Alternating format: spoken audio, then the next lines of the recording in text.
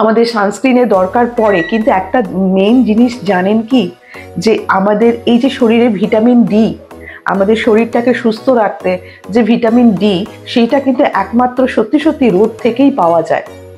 আজকে দেখবেন আমাদের কোমরে ব্যথা, হাঁটুতে ব্যথা, বিভিন্ন শরীরের মধ্যে ব্যথা থাকে, যেগুলো কিনা আমাদের শরীরের ভিটামিন ডি এর অভাবে ঘটে থাকে।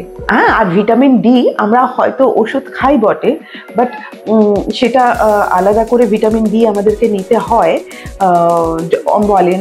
তো সেক্ষেত্রে আমরা যদি রোদ্দুরটাকে একটু শরীরের মধ্যে নিতে পারতাম না, তাহলে কিন্তু অনেকটা ভিটামিন ডি শরীরটাকে সুস্থ। মনে আছে কোভিডের সময় 2 বছর আমরা গৃহবন্দী হয়ে গিয়েছিলাম, আর সেই সময় থেকেই সমস্ত রকমের রোগ ভোগ কিন্তু মানুষের শরীরে বেশি করে দেখা দিতে শুরু করেছে। অবশ্যই আমি সানস্ক্রিন তো মানে স্কিনে আমাদের খুবই ইম্পর্টেন্ট, আমাদের রোদটা স্কিনটা যাতে পিগমেন্টেশন না হয়, ডার্ক স্পট, সানবার্ন না হয়, ট্যান না পড়ে, তার জন্য কিন্তু আমরা সানস্ক্রিন অবশ্যই লাগাই।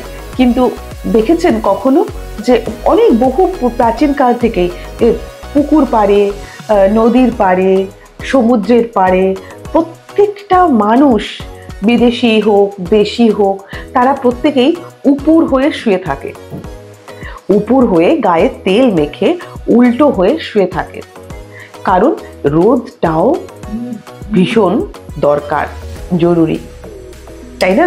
তো ভিটামিন ডিটা তো একমাত্র সোর্স অফ মানে হচ্ছে রোদ, সূর্যের আলো।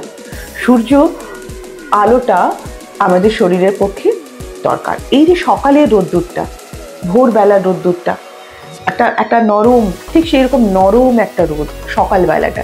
তো সেই সকালবেলা রোদটা কিন্তু বাচ্চা হোক বড় হোক প্রত্যেকের একটু দরকার, শরীর গঠনের জন্য, শরীরটাকে ভালো রাখার জন্য। তাহলে আমরা অনেক অনেক রোগ থেকে মুক্তি পেতে পারি।